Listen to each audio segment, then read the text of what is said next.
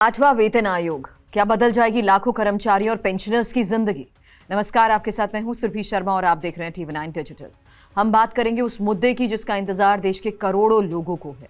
केंद्र सरकार के कर्मचारी, पेंशनर्स और उनके परिवार सभी की निगाहें टिकी हैं 8वें वेतन आयोग पर। लेकिन इस बार चर्चा सिर्फ सैलरी बढ़ोतरी तक सीमित नहीं है। इस बार बात हो रही है फिटमेंट फैक्टर की, महंगाई भत्ते यानी डीए की, और सबसे बड़ी बात रिटायरमेंट के बाद मिलने वाली पेंशन व्यवस्था में बड़े बदलाव की।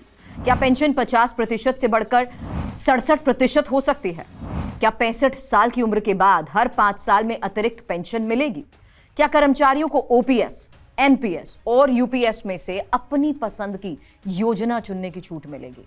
सबसे बड़ा सवाल, क्या 8वां वेतन आयोग सरकारी कर्मचारियों के लिए अब तक का सबसे बड़ा बदलाव लेकर आने वाला है?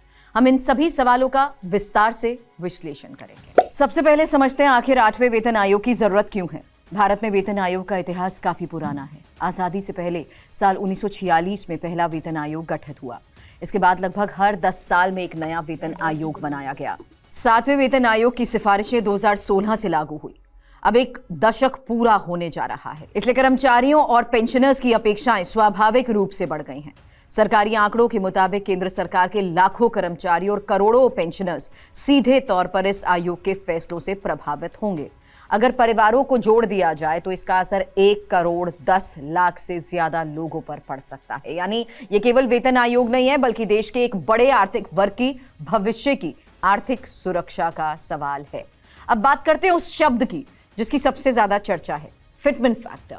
आसान भाषा में समझें तो फिटमेंट फैक्टर वह गुणांक होता है जिसके आधार पर मौजूदा बेसिक वेतन को नए वेतन में बदला जाता है। 7वें वेतन आयोग में फिटमेंट फैक्टर 2.57 रखा गया था। इसी वजह से कर्मचारियों की बेसिक सैलरी में बड़ी वृद्धि देखने को मिली थी। अब कर्मचारी संगठनों की मांग है 8वें वेतन आयोग में फिटमेंट फैक्टर को और बढ़ाया जाए, और अगर ऐसा होता है तो न्यूनतम वेतन में बड़ा उछाल देखने को मिल सकता है। हालांकि अंतिम निर्णय आयोग की सिफारिशों और सरकार की मंजूरी पर ही निर्भर करेगा। अब सवाल उठता है कि डीए इतना महत्वपूर्ण क्यों है? महंगाई भत्ता कर्मचारियों और पेंशनर्स को बढ़ती महंगाई से राहत देने के लिए दिया जाता है। जब बाजार में वस्तुओं और सेवाओं की कीमतें बढ़ती हैं, डीए बढ़ाया जाता है। केंद्र सरकार साल में 2 बार डीए संशोधित करती है, लेकिन कर्मचारियों का मानना है कि मौजूदा महंगाई के स्तर को देखते हुए डीए की समीक्षा और अधिक प्रभावी तरीके से होनी चाहिए, और यही वजह है 8वें वेतन आयोग से डीए व्यवस्था में भी सुधार की उम्मीद की जा रही है। अब आते हैं उस मुद्दे पर जिसने सबसे ज्यादा चर्चा बटोरी है, और वो है पेंशन। नेशनल काउंसिल जेसीएम यानी NCJCM ने अपने ज्ञापन में महत्वपूर्ण सुझाव दिए हैं। वर्तमान में अधिकांश केंद्रीय पेंशनर्स को आखिरी वेतन का लगभग 50% पेंशन के रूप में मिलता है, लेकिन कर्मचारियों के प्रतिनिधियों का कहना है कि आज के दौर में ये पर्याप्त नहीं है। उनका तर्क है कि रिटायरमेंट के बाद सम्मानजनक जीवन के लिए पेंशन बढ़ाई जानी चाहिए। इसलिए मांग रखी गई कि पूर्ण पेंशन को बढ़ाकर आखिरी वेतन का 67% किया जाए, या फिर पिछले 10 महीनों के औसत वेतन के आधार पर जो राशि अधिक हो उसे लागू किया जाए। अगर ये सिफारिश स्वीकार होती है तो लाखों पेंशनर्स की आय में बड़ा इजाफा हो सकता है। अब बात उस प्रस्ताव की भी जो वरिष्ठ नागरिक पेंशनर्स के लिए बहुत महत्वपूर्ण मानी जा रही है।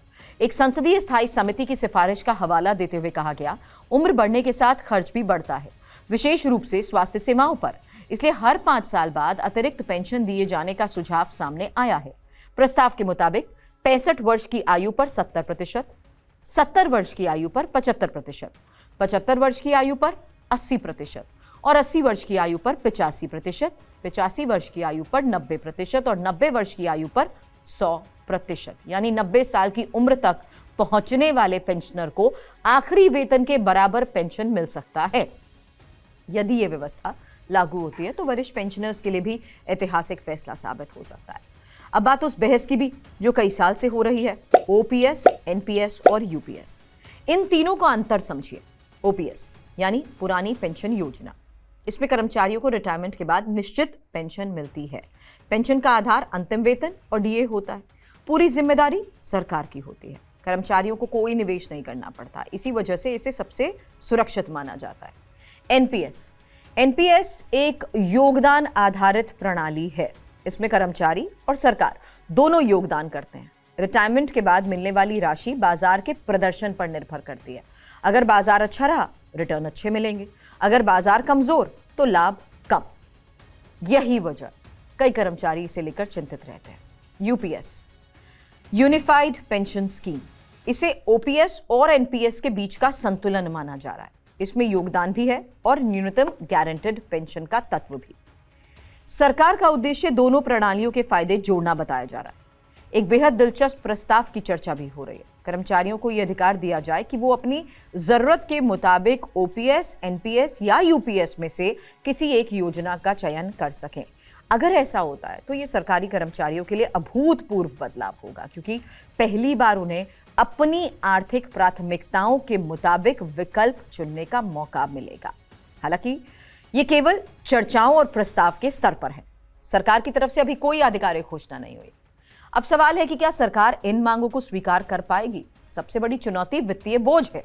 यदि वेतन, डीए और पेंशन तीनों में बड़ी बढ़ोतरी की जाती है, सरकारी खजाने पर लाखों करोड़ रुपए का अतिरिक्त भार पड़ सकता है। यही वजह है सरकार को कर्मचारियों की अपेक्षाओं और वित्तीय अनुशासन के बीच एक बैलेंस बनाना होगा, संतुलन बनाना होगा। देश भर के कर्मचारी संगठनों का मानना है कि महंगाई लगातार बढ़ रही है, स्वास्थ्य खर्च बढ़ रहे हैं, रिटायरमेंट के बाद जीवनयापन महंगा हो चुका है। इसलिए वो चाहते हैं कि 8वां वेतन आयोग केवल वेतन बढ़ोतरी तक सीमित ना रहे, बल्कि सामाजिक सुरक्षा को भी मजबूत बनाए। कुल मिलाकर 8वां वेतन आयोग केवल सैलरी बढ़ाने वाला आयोग नहीं रहने वाला।